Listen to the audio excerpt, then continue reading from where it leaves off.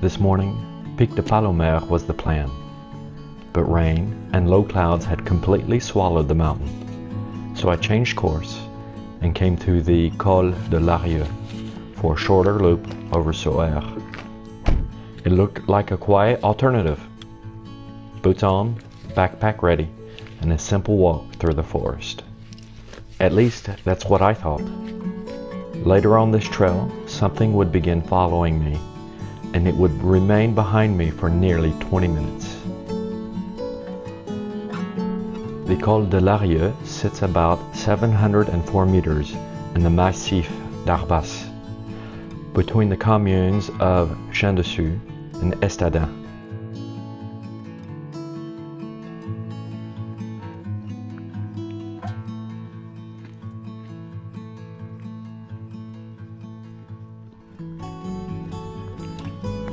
The road crosses the col between the country around Aspet and the Arbas Valley. Today, it is a quiet mountain road that is easy to pass without giving it much thought. But mountain passes such as this one were once important connections between isolated communities. Shepherds moved their animals through these hills. Forestry workers traveled in the woods, and the people living on opposite sides of the mountain used these lower passages to move between the valleys. A col is not really a destination. It is a doorway from one valley into another. I was leaving that doorway on its western side, climbing toward Sauère before returning by the eastern slope.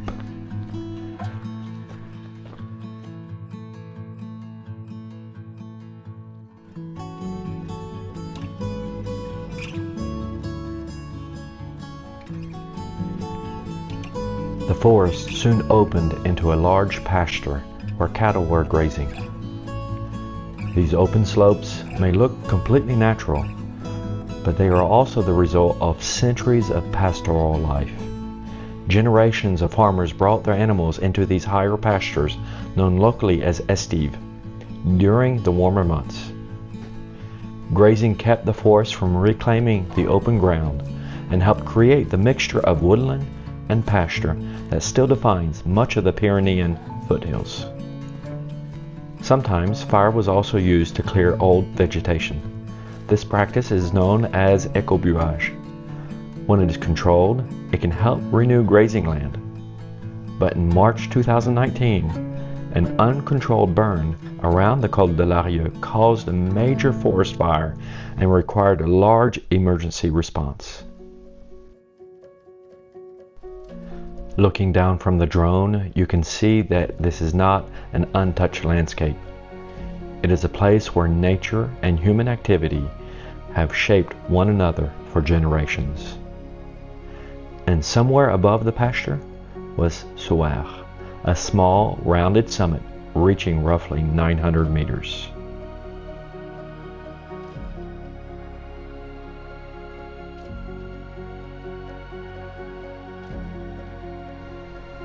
Once I began walking again, I was entering the oldest and perhaps the darkest part of the story of the Col de Larrieu. The ground beneath these forests contain iron and iron pyrite, and mining once took place near the col. According to local historical records, disaster struck here in 1690. Part of a mine collapsed, killing 7 people. Following the tragedy, the mine was abandoned. More than 3 centuries later, it is difficult to imagine men coming into these peaceful woods to work beneath the ground. They were not climbing the mountain for exercise or searching for a beautiful view. They entered it because it was how they provided for their families. We often think of the mountains as wild places where people come to escape everyday life. But for those who lived here before us, the mountain was part of everyday life. It provided grazing land, timber, minerals, and sometimes it demanded a terrible price. Today, the forest has covered most of that story. Unless you know what happened here, you could walk straight past without ever realizing it.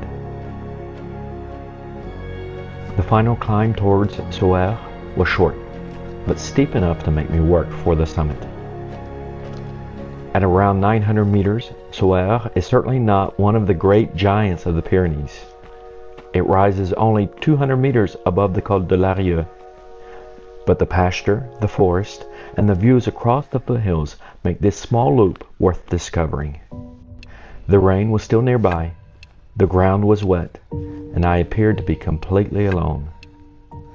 Then, as I approached the highest part of the trail, I began hearing a noise somewhere behind me. I could not see what was making it, but whatever it was, it did not go away.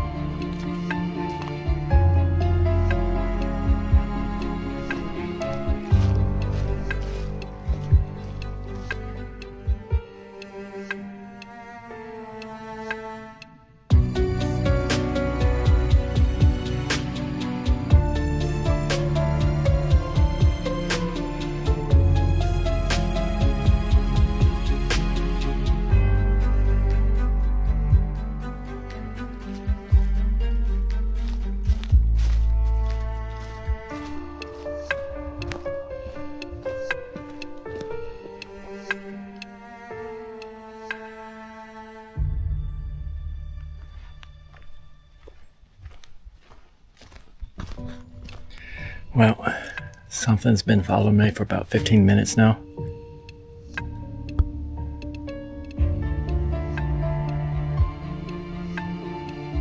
I can still hear it.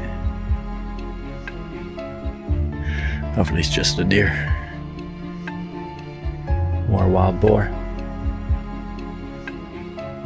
and not a bear.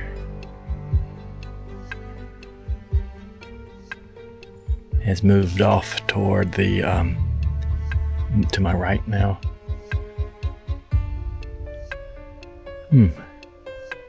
Interesting. Well,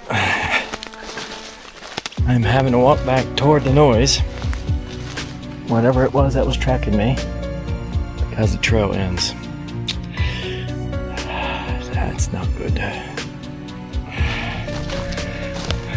was able to scramble down about 100 meters or so and regain a forestry trail for vehicles, so at least that's good. Whew. That's a relief. Well, whatever it was, it seems to have moved on. It has stopped following. I haven't heard it for a couple minutes. So I guess I'm fine. Hopefully so. By the time I began heading back down, the sound had been following me for somewhere between 15 and 20 minutes. I never managed to identify exactly what was making it. I will not pretend to know what it was. Sounds can travel strangely through the forest, especially when the ground is wet and the trees are thick. But at the time, it certainly felt as though something was keeping pace with me. The descent along the eastern side should have been the easiest part of the walk.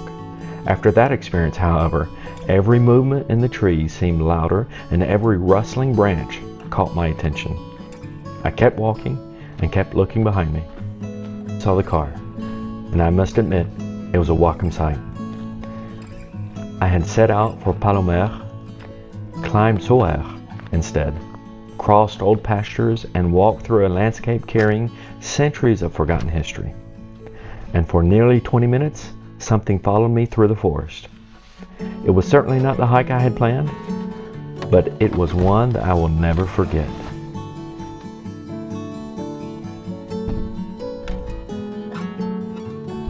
Thank you for joining me on another adventure. Until the next trail.